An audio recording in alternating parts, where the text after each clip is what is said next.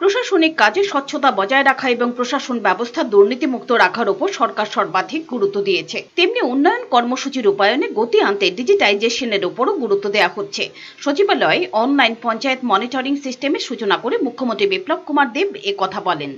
এই অনলাইন ব্যবস্থার সূচনা করে মুখ্যমন্ত্রী আরো বলেন, দেশের মধ্যে আমাদের রাজ্যে প্রথম এই ধরনের পদ্ধতি চালু হবার ফলে গ্রাম পঞ্চায়েত কিংবা ভিলেজ কাউন্সিলের সচিবগণ নিজ নিজ এলাকা বা গ্রামের শুধুমাত্র গ্রামোন্নয়ন দপ্তরের কাজই নয়, অন্য সমস্ত দপ্তরের কাজের মনিটরিং করতে পারবেন।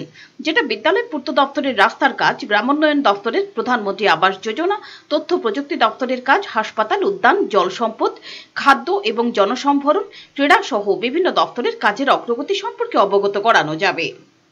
में कुछ लोग अपने राजनीतिक फायदा के लिए ये सब कर रहे हैं। मैं इनको विनती करता हूं, आप लोग त्रिपुरा को रहने दीजिए। त्रिपुरा सुंदरी माँ का ये पुण्य भूमि है। महाराजा वीरभद्र किशोर माणिक्य ने आधुनिक त्रिपुरा बनाना चाह रहा था। आधुनिक त्रिपुरा का रूपकार है और उसी दिशा में त्रिपुरा काम कर रहा है। এই অনলাইন পঞ্চায়েত মনিটরিং সিস্টেমটি রাজ্যের তথ্য এবং প্রযুক্তি দপ্তর তৈরি করেছে।